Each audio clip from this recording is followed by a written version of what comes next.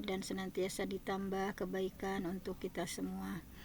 Baiklah, di waktu yang penuh berkah kita awali dengan berbagai ketaatan kepada Allah Subhanahu wa taala. Mudah-mudahan 24 jam penuh pahala ya. Kita dari mulai bangun, sholat, kemudian tilawah, kemudian juga sambil beberes, sambil kita mengkaji ya tentang keislaman. Mudah-mudahan kecintaan kita terhadap ilmu menjadi wasilah ya, dimudahkan jalan-jalan syurganya Allah, dimudahkan jalan-jalan ketaatan lainnya. Dan sebagaimana biasa kita berdoa terlebih dahulu, Allahumma inna nas'aluka ilman nafi'a, ya Allah kami memohon kepadamu ilmu yang bermanfaat, wa rizqan thayyiba, rezeki yang baik, wa amalan mutaqabbala, dan amal yang diterima oleh Allah Subhanahu wa taala. Nah, baiklah, dalam kesempatan kali ini kita akan sama-sama membahas ya sesuatu yang memang ini juga kemarin dibahas sekilas, tetapi sekarang juga ditambah pembahasannya ya, bagaimana fenomena LGBT dan ketetapan hukum ya, bagaimana hukum Islam memberikan ketetapan ya terhadap penyeru LGBT. Kan ada juga pelakunya, bahkan pendukungnya ya, di antara umat Islam juga banyak yang menormalisasi, mendukung gitu ya. Nah, marilah kita sama-sama membahas sesuatu yang kita sebagai seorang muslim ya tidak boleh. Man lam yahtama bi amril muslimin falaisa minhum. Barang siapa yang tidak peduli terhadap urusan sebuah kaum ya, maka dia bukan golongannya. Nah, ketika sedang marak ya sekarang banyak di antara murid-murid kita juga ya yang terbawa arus dari tingkat SD juga ya, SMP gitu ya. Mereka karena tidak tahu, ada yang terjadi krisis identitas, ada yang karena salah edukasi tentang seksologinya ya. Nah, jadi ya kita insya Allah akan sama-sama membahas kembali gitu ya ketetapan hukum Islam terhadap penyeru, pelaku, dan pendukung LGBT. Pokoknya di Garut juga udah 30.000 lebih anggotanya tuh ya. Itu tuh dari mulai anak SD, SMP, SMA, kemudian orang-orang dewasa juga ya. Nah, kemudian semakin hari semakin bertambah, semakin hari semakin tidak malu menampakkan dirinya ya. Udah sampai live di TikTok gitu. Jadi sekarang itu sudah sangat miris. Kami juga di Garut ya sedang mengedukasi. Ada guru SMP yang menyodomi 11 orang, kemudian dari 11 orang itu kalau tidak diberikan penanganan kan dari korban akan menjadi pelaku ya. Ternyata ya pelaku itu bertambah, menyodomi juga 7 anak SD gitu. Jadi ini sangat miris, ini ada di hadapan mata kita gitu. Dan banyak juga para pendukungnya dari LSM, dari yang lain-lain. Nah, sebetulnya dari perspektif Islam seperti apa gitu ya. Jadi jangan sampai menormalisasi. Bahkan kemarin itu heboh ya di internet, ada seorang hafiz 30 juz terkena HIV. Ternyata setelah ditelusuri gitu ya, karena dia dapat beasiswa di suatu perguruan tinggi, kemudian penasaran kenapa gitu ya hafiz 30 juz tetapi terkena HIV. Ternyata oleh kiainya sering disodomi gitu ya, dan dia merasa itu bukan sesuatu yang salah. Jadi ketika ditanya misalnya apakah kamu menyesal atau marah pada guru, tidak gitu ya, bahwa saya tetap menghormati guru saya, bahwa saya bisa sampai di sini karena dari guru saya itu gitu ya. Jadi seorang hafiz 30 juz saja gitu ya, hal semacam itu seperti bukan sesuatu yang menyimpang gitu ya. Nah, makanya bagaimana dan seperti apa, mudah-mudahan kita para aktivis dakwah ya tidak hanya duduk diam, bahwa man ra'a minkum munkaron, barang siapa yang melihat kemunkaran, fal yughayyirhu biyadihi, maka rubah dengan kekuasaan kita. Misalnya fa ilam tastati' fa bilisanih, kalau tidak mampu maka dengan lisan kita, minimal kita menyuarakan gitu ya, menolak gitu. Nah, jadi dengan lisan kita, jangan sampai nanti di yaumil akhir kita ditanya kita posisinya di mana. Kemudian fa ilam tastati' fa biqalbi, maka kalau tidak mampu dengan lisan maka dengan hati gitu ya. Minimal kita tidak suka, kita benci terhadap pelakunya, kita benci misalnya bukan bukan terhadap pelaku, terhadap pekerja ya amalnya gitu ya. Nah jadi di sini sudah ada ya, bahwa realitas dukungan ya sudah terbuka di masyarakat gitu ya. Nah fenomenanya seperti ini. Nah sudah disampaikan ya dalam slide ini bahwa realitas dukungan terbuka ya di tengah masyarakat. Sudah tercatat ya, ada di sini ada berapa, 37 ya, 37 LSM di Indonesia yang secara terbuka mendukung gerakan LGBT, di mana sebagian anggotanya berstatus muslim gitu ya, bahwa jadi ada kelompok yang mengambil posisi yang berbeda. Misalnya ya, ada sejumlah LSM yang mendukung hak atau gerakan LGBT gitu ya, bahwa dukungan tersebut ada berupa advokasi, perlindungan dari kekerasan atau diskriminasi, ada pendampingan ya, dan dukungan terhadap pengakuan hak kelompok LGBT misalnya. Dan sebagian anggotanya berstatus muslim ya, orang yang di LSM itu misalnya. Nah pernyataan ini menunjukkan bahwa isu LGBT itu tidak hanya muncul di luar komunitas muslim. Jadi intinya ada yang punya pandangan berbeda ya. Namun identitas seseorang sebagai muslim tidak otomatis menunjukkan bahwa seluruh organisasi atau komunitas mendukung LGBT. Nah jadi bagaimana umat Islam menyikapi ya ada perubahan sosial dan munculnya gerakan LGBT tanpa kehilangan prinsip agama, tetapi juga menjaga adab, keadilan, dan kemanusiaan. Nah di sini bahwa ada sekitar 37 ya di sini yang mereka mendukung gerakan LGBT itu. Nah kemudian bagaimana sesungguhnya di dalam Islam gitu ya, batas antara dosa besar dan kekafiran. Nah ini dibahas dulu gitu ya, bahwa hukum pidana Islam tidak menyamaratakan ya semua pelaku atau pendukung. Status hukumnya ditentukan oleh i'tiqad atau keyakinan internal terhadap hukum Allah. Jadi yang membedakan antara muslim yang berdosa atau fasik dan orang yang murtad ya, yang kategorinya sudah keluar dari Islam.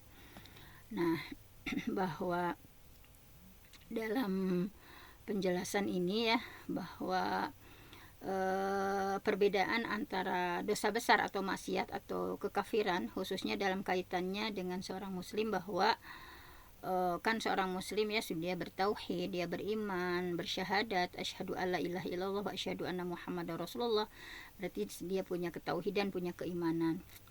Bahwa dosa besar itu tidak otomatis membuat seseorang kafir ya, jadi jangan mudah mengkafirkan. Misalnya ya kan muslim itu ada yang fasik ya, yang berdosa. Nah nanti apakah kategorinya berdosa besar atau murtad ya, keluar dari Islam.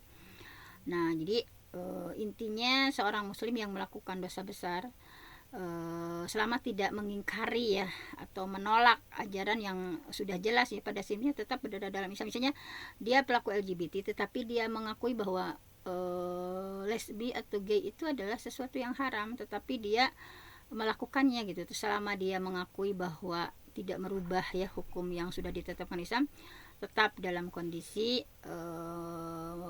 fasik ya, muslim yang punya dosa besar.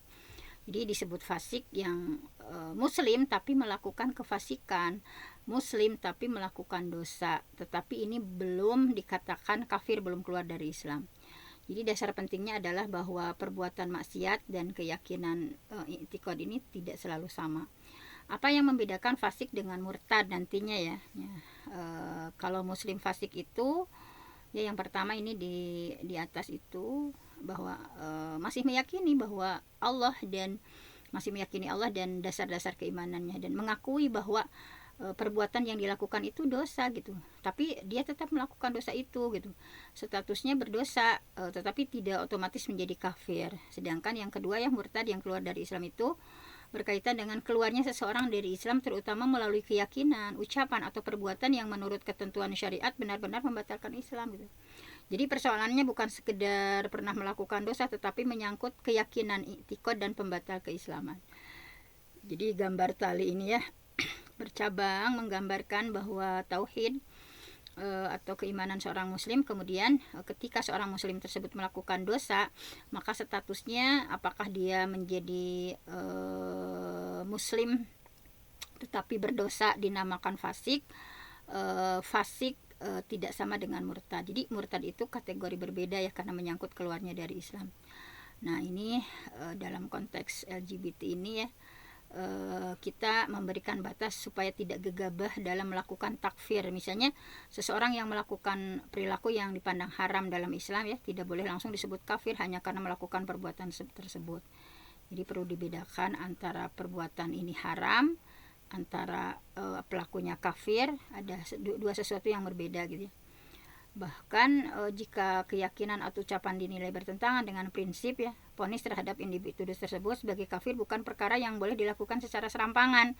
Harus ada ilmunya, harus ada kejelasan hujahnya ya, terpenuhnya syariat dan tidak ada penghalang takfir gitu ya. Karena ada kelompok tertentu juga yang langsung gitu mengkafirkan gitu ya. Nah, jadi intinya jangan mencampur adukan antara dosa dengan kekafiran, bahwa ketika seorang muslim jatuh dalam dosa besar tanpa otomatis keluar dari Islam ya. Karena itu kita wajib tegas terhadap kemaksiatan, tetapi tetap hati-hati dalam menilai keimanan seseorang. Ketegasan dalam prinsip harus berjalan bersama kehati-hatian dalam takfir gitu ya, bahwa pembahasan LGBT ini tetap ilmiah, proporsional dan sesuai dengan adab Islam, bukan berubah menjadi pelabelan terhadap individu gitu ya. Nah ini matriknya seperti ini nih, batasan apakah seseorang sudah dianggap murtad ya. Nah ini ada matrik yang sudah dibuat ya. Nah dari matrik ini kita bisa melihat ya status teologis dan konsekuensi hukum. Dari mulai profil itikodnya, status agamanya, sanksi di dunianya, hak senazahnya. Nah yang pertama ini ya, yaitu jadi intinya ini klasifikasi hukum ya, berdasarkan keyakinan seseorang. Tetapi ada ini ya, ada dua hal yang sedang dibedakan. Nah yang pertama, kelompok pertama misalnya meyakini LGBT itu halal ya, atau istihlal gitu ya. Jadi menganggap orang yang meyakini sesuatu yang secara tegas diharamkan agama sebagai halal, dan ini masuknya ke murtad ya, di status agamanya dia meyakini LGBT itu halal gitu ya. Bahkan ada guru besar ya, misalnya kayak Profesor Dr. Musdah Mulia kan guru besar UIN Syarif Hidayatullah, guru besar Islam, tetapi menyebutkan halal LGBT itu gitu. Mana dalil yang mengharamkannya gitu ya. Nah misalnya seperti itu misalnya. Nah ini kalau dalam Islam ya, orang-orang yang meyakini LGBT itu halal atau istihlal gitu ya, yang sudah tegas diharamkan secara agama ini ya, malah meyakini itu adalah sesuatu yang halal, sehingga status agamanya murtad atau keluar dari Islam. Nah jadi namun istilah-istilah ini tidak boleh dipahami sesederhana misalnya mengatakan halal otomatis kafir atau murtad gitu ya. Jadi dalam pembahasan akidah perlu dilihat apakah seseorang benar-benar menolak hukum Allah yang sudah diketahui secara pasti, apakah ia memahami hukumnya, apa maksud ucapannya, dan apakah terpenuhi syarat-syarat takfirnya. Jadi vonis terhadap individu tidak boleh dilakukan sembarangan. Misalnya ketika ada yang menyebutkan, harus dilihat dulu ya. Kemudian yang ini ya, jadi sanksi di dunianya hukuman mati ya.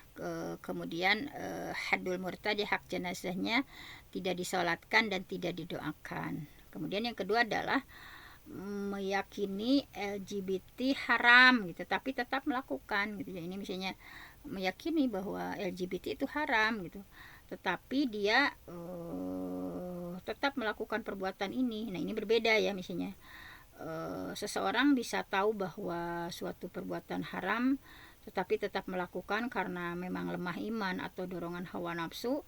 Dalam kerangka fikih klasik ya, hal ini termasuk maksiat atau fasik, tidak otomatis murtad ya. Dia hanya dilabeli dengan status agamanya muslimah muslim, tetapi fasik, pelaku dosa besar. Kemudian ini ya sanksi di dunia. Nah di sini bahwa Kalau yang murtad ya, nah ini hukuman mati ya, hadul liwat berlaku. Kalau ini yang tetap ya sanksinya di ketika kalau apalagi negara muslim ya tetap berlaku. Kemudian hak jenazahnya wajib disolatkan kecuali pemimpin. Nah, ini dalam fikih jinayah ya, dalam tradisi hukum Islam klasik bukan berarti setiap muslim atau masyarakat sekarang boleh menjatuhkan hukuman tersebut sendiri, nggak boleh gitu ya. Dalam konteks hukum positif Indonesia, sanksi pidana harus berdasarkan hukum nasional dan melalui proses peradilan. Jadi tidak ada kewenangan bagi individu atau kelompok masyarakat untuk menjatuhkan hukuman mati atas dasar tuduhan murtad ataupun liwat. Bahkan dalam hukum Indonesia, ketentuan pidana tentang perbuatan seksual itu memiliki rumusan yang mekanisme tersendiri ya. Misalnya dalam BPHN menjelaskan bahwa KUHP itu baru mengatur perzinahan melalui pasal 411 dengan mekanisme delik aduan, bukan penerapan otomatis hukuman mati sebagaimana yang ini ya kalau di sini misalnya secara ininya. Nah, ini kemudian hak jenazah juga. Nah, di sini ya ketika murtad tidak disolatkan dan tidak didoakan. Yang fasik wajib disolatkan kecuali pemimpin. Jadi dalam fikih memang terdapat pembahasan berbeda mengenai jenazah muslim yang fasik dan orang yang murtad. Akan tetapi menentukan seseorang benar-benar murtad bukan perkara yang boleh dilakukan hanya berdasarkan label atau dugaan. Mahkamah Agung sendiri dalam konteks hukum keluarga Indonesia menggunakan istilah murtad sebagai persoalan hukum tertentu, misalnya dalam perkawinan, misalnya dalam waris. Nah, KHI juga membedakan status keagamaan dalam persoalan waris. Nah, ini bahwa perbuatan ya atau hukum perbuatan. Nah, ini sini bahwa perbuatan tertentu dihukumi haram, orang yang melakukannya berdosa, tetapi tidak otomatis apakah kafir atau murtad. Nah, ini ya seperti ini. Jadi intinya begini saja, Islam mengajarkan ketegasan terhadap hukum, tetapi juga mengajarkan hati-hati gitu ya dalam memberikan vonis kepada manusia, bahwa kita dapat mengatakan suatu perbuatan haram tanpa tergesa-gesa mengkafirkan. Jadi jangan mudah mengkafirkan orang gitu ya. Antara dosa, kefasikan, dan kekufuran terdapat batas yang harus dipahami dengan ilmu, dalil, dan kehati-hatian. Nah, ini ya bahwa seperti ini. Nah, tapi ini ya secara tegas seperti ini ya. Jadi sangat disayangkan gitu ketika ada kelompok Islam tetapi mendukung gitu ya. Nah, kemudian mengingkari hukum yang qat'i, menghapus keislaman. Nah, jadi dalam slide ini muslim ya, bagi muslim menghalalkan homoseksual ya, seorang muslim tetapi menghalalkan homoseksual gitu. Istihlal al-liwat atau mengingkari keharamannya, bahwa enggak haram gitu, itu haram. Nah, dihukumi murtad, sanksinya adalah haddul murtad. Nah, ini hukuman mati. Nah, di sini di slide ini sudah sangat tegas ya dalam Islam bahwa mengingkari hukum agama ya, padahal sudah dianggap qat'i gitu, itu jelas haram gitu, udah qat'i, udah dalilnya sangat jelas gitu ya. Nah, bagaimana menghubungkannya dengan persoalan istihlal serta murtad? Apa yang dimaksud hukum qat'i di sini ya? Jadi qat'i itu secara sederhana sesuatu yang tegas, ada dalilnya ya, berdasarkan dalil yang kuat. Terutama perkara yang memang sudah jelas bagian dari ajaran Islam, sudah jelas. Namun di sini harus dibedakan ya, hukum suatu perbuatan ya, hukum suatu apakah halal atau haram, kemudian keyakinan seseorang terhadap hukum itu, dan vonis terhadap orang tertentu apakah sampai menjadi kafir atau murtad. Jadi ketiganya tidak boleh langsung disamakan. Jadi bahwa bagaimana dengan istihlal ya, yang menghalalkan homoseksual atau istihlal al-liwat dihukumi murtad. Nah, jadi dalam literatur fikih memang ada pembahasan bahwa menghalalkan sesuatu yang keharamannya sudah diketahui secara pasti dalam agama, ini adalah bentuk kekufuran gitu. Ya, padahal jelas gitu dalam literatur fikih qat'i dilalah ya, bahwa itu adalah haram, tetapi menghalalkan sesuatu yang diharamkan padahal sudah diketahui secara pasti dalam agama, ini adalah salah satu bentuk kekufuran. Tetapi penerapannya kepada orang tertentu ya butuh kehati-hatian. Misalnya MUI misalnya yang menjelaskan bahwa vonis kafir harus menjadi upaya terakhir dan memiliki syarat serta prosedur yang ketat gitu ya. Jadi artinya tidak cukup hanya berkata dia mengatakan LGBT halal berarti dia murtad, ya nggak seperti itu ya. Bahwa harus diteliti apa yang sebenarnya dia yakini gitu ya. Apakah dia memang memahami hukum yang dimaksud, apakah istilah yang digunakannya tepat, apakah ada salah paham dalam penafsiran tertentu, dan syarat-syarat takfir itu terpenuhi gitu ya. Bahwa hadis dari man badala dinahu, barang siapa yang mengganti agama, faktuluh maka bunuhlah. Hadis ini ada di Abu Daud ya, sahih ya. Tetapi hadis tersebut berada dalam pembahasan hukum riddah ya, hukum murtad, sehingga tidak tepat digunakan sebagai dasar untuk mengatakan bahwa setiap orang yang melakukan dosa atau punya pandangan yang keliru otomatis boleh disebut murtad dan dikenai hukuman gitu ya. Jadi intinya jangan mencampurkan antara hukum dengan takfir. Misalnya ya, perbuatan seksual dalam pandangan hukum Islam klasik dinilai haram. Orang yang melakukannya dengan tetap meyakini keharamannya ya, dia tahu misalnya LGBT itu haram, tapi karena hawa nafsunya atau karena apa gitu ya, tetap melakukannya. Nah, ini berdosa atau fasik, bukan otomatis kafir. Berbeda dengan persoalan keyakinan terhadap hukum Allah ya, yang memiliki pembahasan tersendiri tentang istihlal dan kekufuran. Karena itu perbuatan kufur ya tidak selalu berarti pelakunya langsung divonis kafir. Bahkan dalam pembahasan takfir terdapat syarat dan penghalang yang harus diperhatikan gitu ya. Bahwa dalam akidah Islam mengingkari hukum agama yang benar-benar sudah qat'i merupakan persoalan serius ya. Namun penerapan hukum tersebut kepada individu tidak boleh dilakukan serampangan. Kita harus membedakan ya antara hukum suatu perbuatan, keyakinan terhadap hukum itu, dan vonis terhadap pelakunya. Jadi takfir itu butuh ilmu ya, kehati-hatian, terpenuhi syarat serta kewenangan yang tepat. Nah, jadi seperti itu ya. Untuk slide ini seperti itu. Nah, kemudian tertutupnya pintu ampunan ya pasca kematian. Nah, di sini bahwa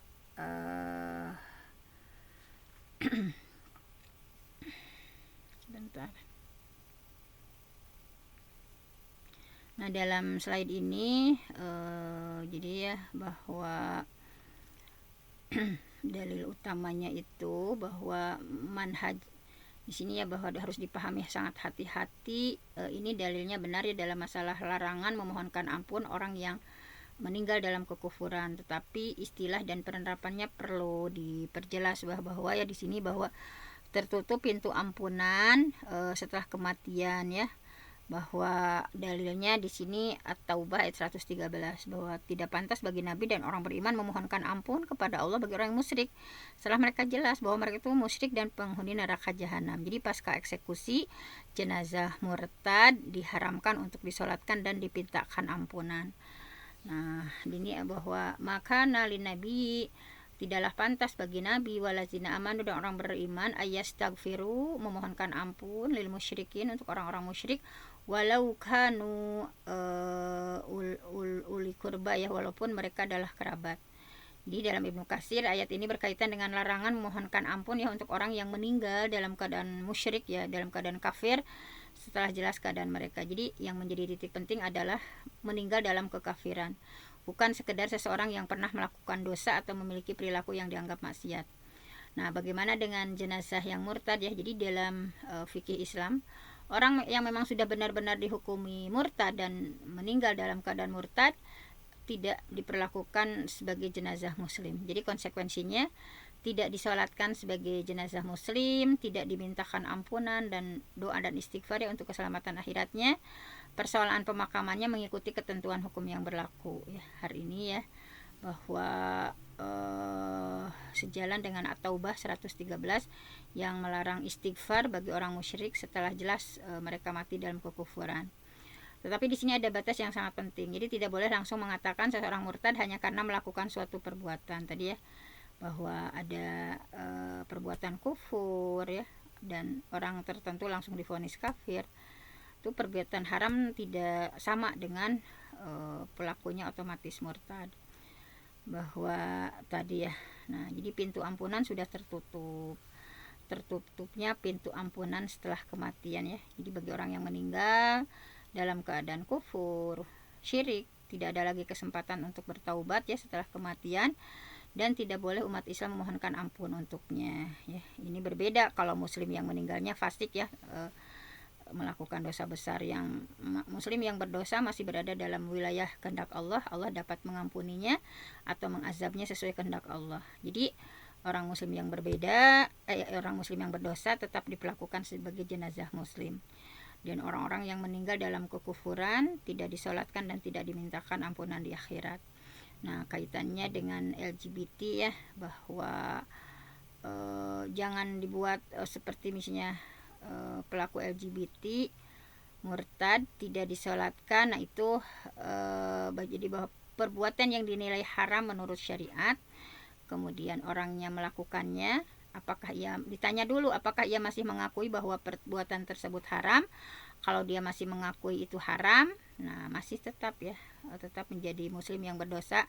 Di fasik itu bukan otomatis murtad, intinya seperti itu. Adapun seseorang yang meyakini halal sesuatu yang sudah qat'i diharamkan, nah ini maka ini istihlal, penerapan vonis murtadnya harus diperiksa dulu juga sama ya. Nah, bahwa intinya kita mengikuti nas ya, sebagaimana difahami oleh generasi salaf, bahwa orang yang meninggal dalam kekufuran tidak dimintakan ampunan, tidak disolatkan sebagai muslim. Namun menetapkan bahwa seorang tertentu sudah murtad bukan perkara yang boleh dilakukan secara serampangan. Harus dibedakan antara dosa, fasik, kufur, dan vonis terhadap individu. Nah, bahwa At-Taubah ayat 113 ya, berbicara tentang orang yang sudah jelas meninggal dalam kufur, syirik gitu ya. Jadi tafsir Ibnu Katsir mengaitkannya dengan larangan memohonkan ampunan orang yang meninggal dalam kemusyrikan. Nah, seperti itu. Nah, ini ya pelaku dosa besar yang tetap membawa iman. Nah, ini kan ya, ditegaskan lagi. Nah, jadi bahwa pelaku dosa besar ya, misalnya pelaku LGBT, tetapi tetap membawa iman. Misalnya pelaku LGBT yang secara i'tiqad masih meyakini tadi ya perbuatan itunya haram, tidak dihukumi murtad, mereka tetap muslim statusnya, namun perbuatan tersebut dikenai sanksi hadul liwat, yaitu hukuman mati ya. Nah, man wajadtumuhu yu'malu amala qaumi lut faqtuluhul fa'il wal maf'ul. Barang siapa yang kalian mendapati dia melakukan perbuatan kaumnya Nabi Lut ya, sodomi, maka bunuhlah pelaku, fa'il, dan pasangannya, maf'ul bih gitu ya. Ini dalilnya memang seperti itu, bahwa ini ya bagian yang sesuai dengan prinsip di sini, bahwa pelaku LGBT yang secara keyakinan masih meyakini perbuatannya haram tidak dihukum murtad ya, mereka tetap berstatus muslim. Jadi secara prinsip ya, bahwa seorang muslim tidak dikafirkan hanya karena melakukan dosa ya, selama tidak melakukan sesuatu yang benar-benar membatalkan keislamannya. Jadi pelaku dosa besar tapi masih punya iman, meskipun imannya berkurang, ia menjadi fasik. Nah, jadi ya, meyakini haram tetapi melakukan dosa, ini fasik, melakukan dosa ya. Nah, di sini dalam liwat ya, dalam fikih Islam, liwat ini perbuatan yang sangat berat gitu ya, memang diharamkan. Tadi hadisnya yang sudah sangat jelas ya, hasan sahih kedudukannya. Nah, tapi memang rincian hukuman had penerapannya berbeda-beda ya. Jadi perbuatan tersebut dikenai sanksi haddul liwat, hukuman mati. Nah, di sini tapi beda-beda ya dalam praktiknya gitu, ada ikhtilaf fikih gitu ya.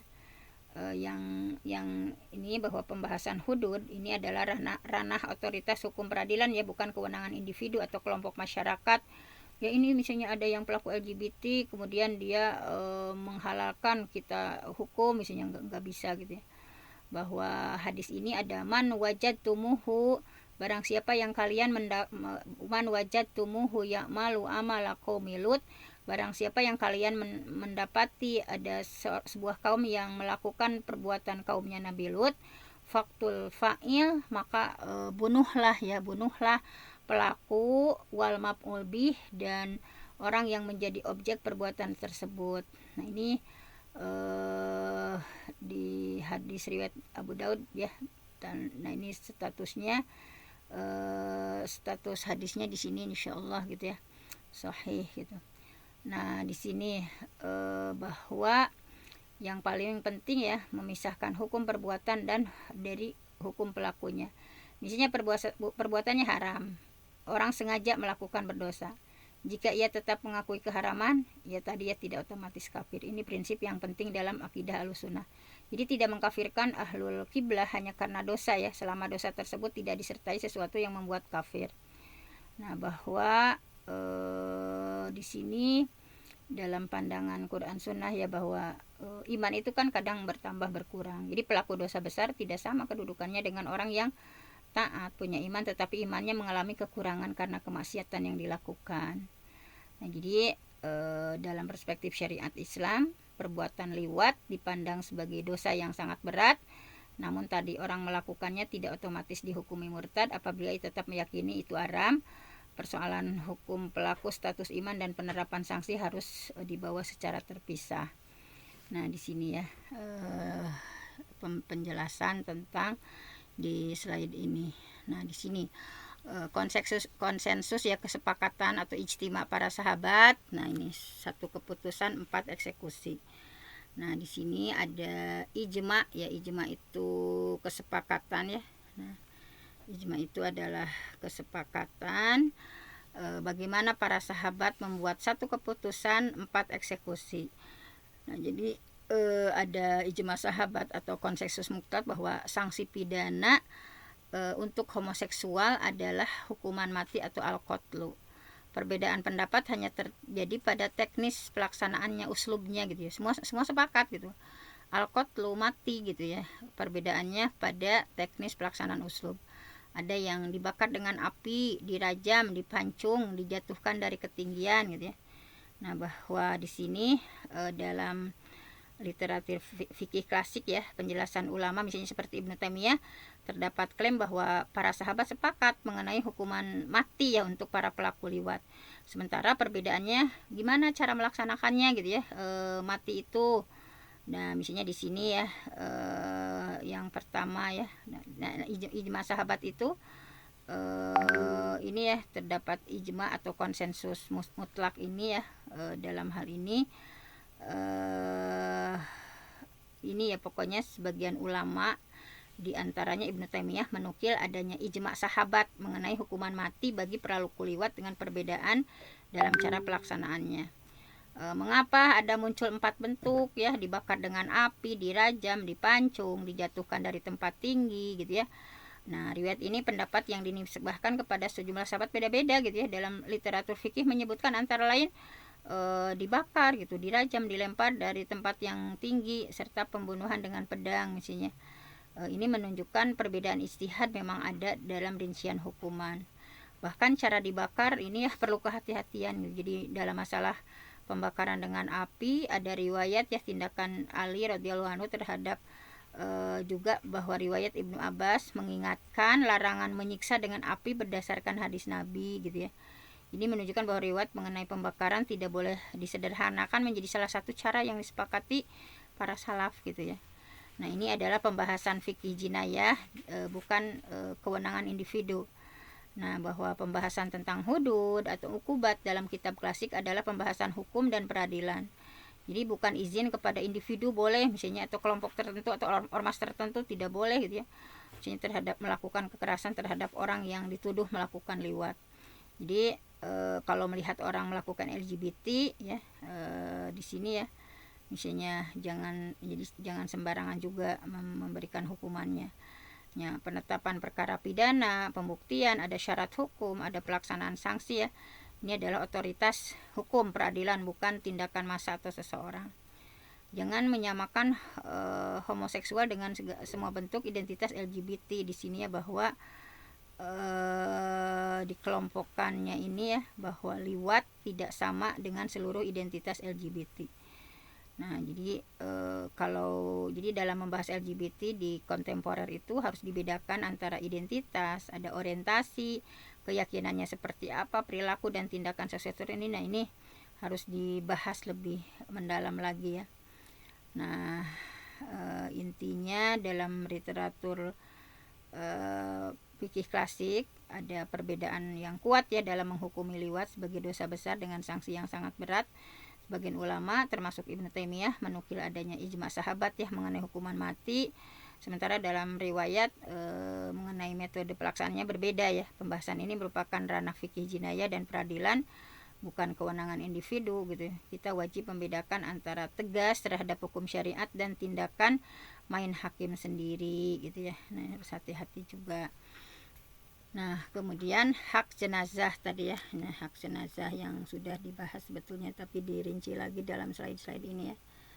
Nah, bahwa hak jenazah tadi ya sudah dibahas, bahwa berbeda dengan murtad, pelaku berdosa besar atau fasik tetap wajib disolati ya secara fardu kifayah karena mereka wafat membawa kalimat tauhid.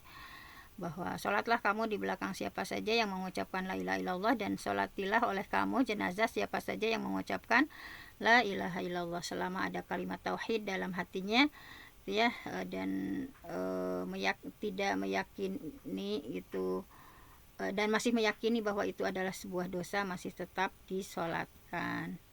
Jadi intinya pelaku dosa besar tidak otomatis keluar dari Islam ya. Bahwa ketika melakukan dosa besar tetapi tetap meyakini tauhid, tidak mengingkari keharamannya yang sudah ditetapkan Allah ya, maka ya tidak otomatis menjadi murtad. Dalam istilah akidah Ahlussunnah adalah muslim yang fasik ya, imannya tidak hilang keseluruhannya tetapi berkurang karena maksiat yang dilakukan. Karena itu ketika meninggal dalam keadaan masih muslim, hak jenazahnya tetap ada ya, dimandikan, dikafani, disolatkan, dimakamkan bersama kaum muslimin gitu ya, dan wajib disolatkan. Nah di sini ya, bahwa dalam fikih salat jenazah itu kan terhadap muslim yang fasik pada dasarnya tetap disyariatkan, namun pembahasan tentang siapa yang sebaliknya menjadi imam gitu ya. Jadi dalam tradisi Quran Sunnah, seseorang yang dikenal sebagai tokoh agama atau pemimpin dapat tidak ikut mensolatkan secara langsung jenazah sebagai pelaku dosa besar sebagai bentuk pendidikan dan teguran. Sementara muslim lainnya mensolatkannya. Jadi kan tadi ada kecuali pemimpin ya, misalnya dia sudah diketahui fasik gitu ya, pelaku LGBT misalnya, ketika meninggal itu pemimpin atau tokoh agamanya boleh tidak mensolatkan secara langsung ya kepada pelaku dosa tersebut, ini sebagai bentuk pendidikan dan teguran. Kalau yang muslim lainnya mah tetap menyolatkan gitu ya. Nah jadi bahwa solatkanlah ala kepada man qala la ilaha illallah, kepada orang yang mengucapkan la ilaha illallah, wa sallu khalfa man qala la ilaha illallah, dan solatlah di belakang orang yang mengucapkan la ilaha illallah.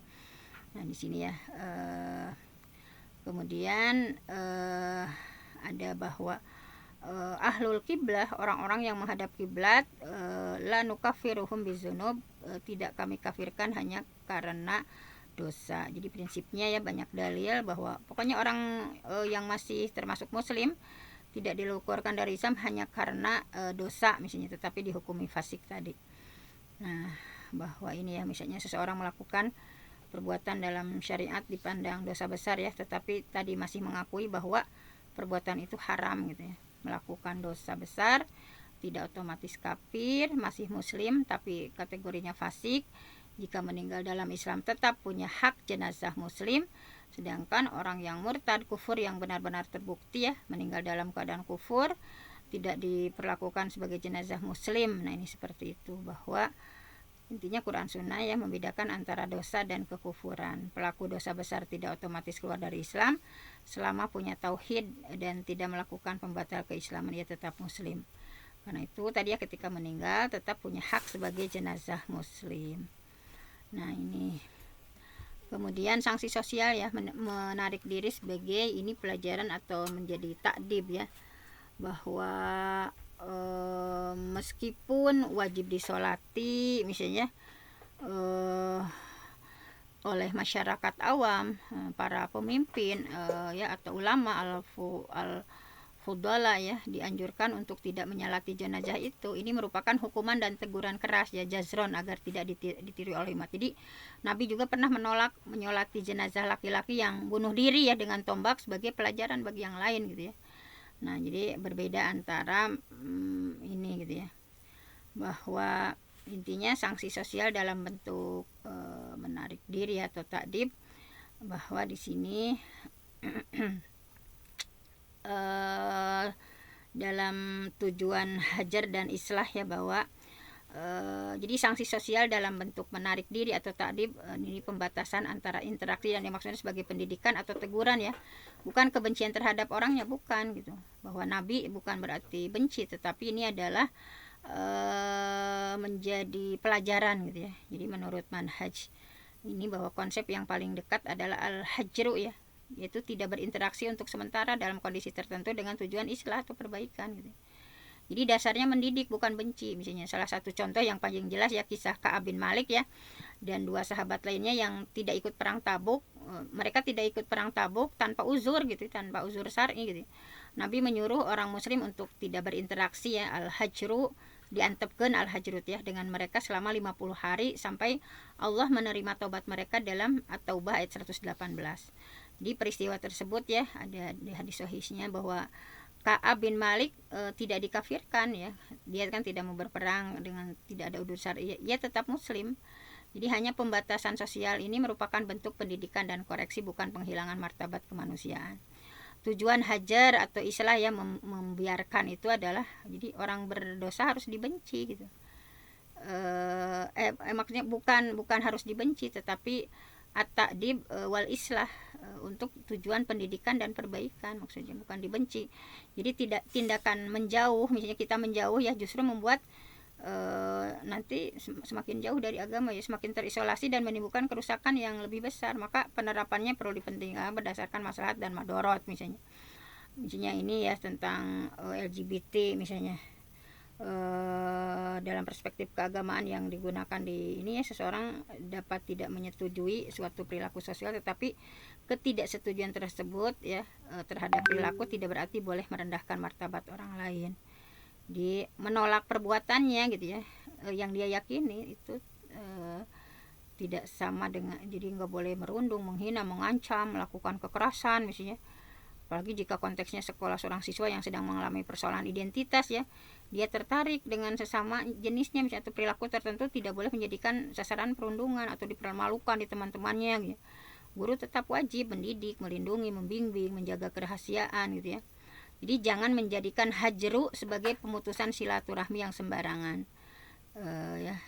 Hajru ini bahwa la yahilu muslim ayyahjuru akhahu fawqa salas, tidak halal bagi muslim yang mendiamkan saudaranya lebih dari 3 hari. Jadi para ulama membedakan hajar karena urusan pribadi dengan hajar yang punya alasan syar'i ya, dengan tujuan pendidikan. Jadi jangan misalnya kita melakukan pengucilan sosial tanpa batas gitu ya. Jadi intinya bahwa Quran Sunnah mengajarkan tegas terhadap maksiat sekaligus kasih sayang kepada pelakunya. Jadi hajar itu bukan instrumen kebencian, melainkan salah satu bentuk pendidikan yang penerapannya mempertimbangkan maslahat. Kita boleh mengatakan salah itu salah, tetapi jangan berubah menjadi menghina, merundung, memberikan kekerasan. Jadi tujuan dakwah kita adalah membawa manusia lebih dekat kepada kebaikan dan tobat, bukan membuatnya semakin jauh gitu ya. Ini dalam istilah ta'dibnya ya.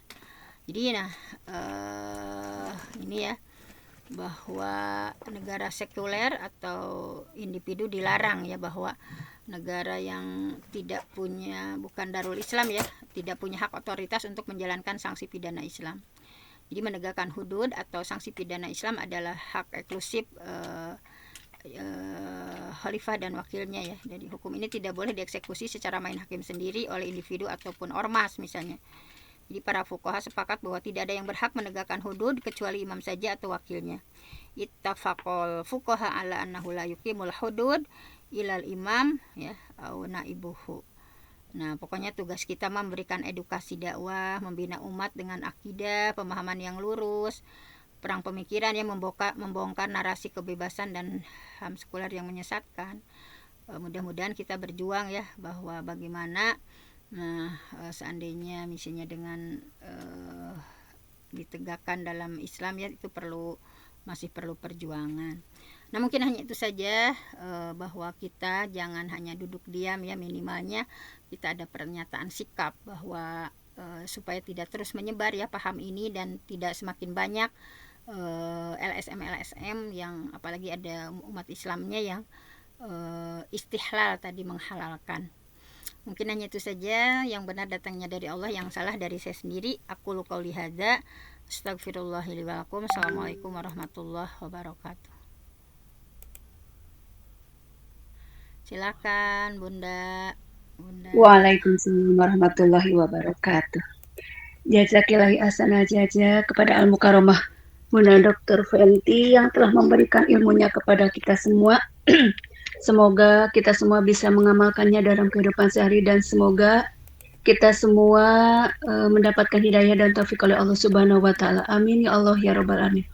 Baiklah Bapak Ibu dan seluruh partisipan yang dirahmati Allah. Alhamdulillah untuk kajian hari ini telah selesai. Marilah kita sama-sama tutup dengan membaca istighfar 3 kali, doa kafaratul majlis serta hamdalah bersama. Astagfirullahaladzim, astagfirullah.